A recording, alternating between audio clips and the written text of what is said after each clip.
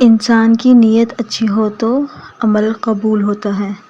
رسول اللہ صلی اللہ علیہ وآلہ وسلم نے فرمایا، بے شک اللہ تعالیٰ تمہاری شکلوں اور مالوں کو نہیں دیکھتا بلکہ تمہارے دلوں اور نیتوں کو دیکھتا ہے۔ نیک نیت پر اجر۔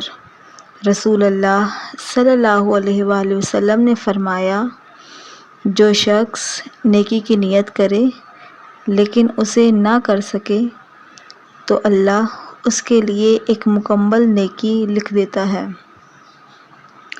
دو لوگوں کی نیت اور عمل کا فرق۔ رسول اللہ صلی اللہ علیہ وآلہ وسلم نے فرمایا، دو شخصوں کا عمل ایک جیسا ہو لیکن ان کی نیت مختلف ہو تو اللہ کے ہاں ان کے اجر میں فرق ہوتا ہے۔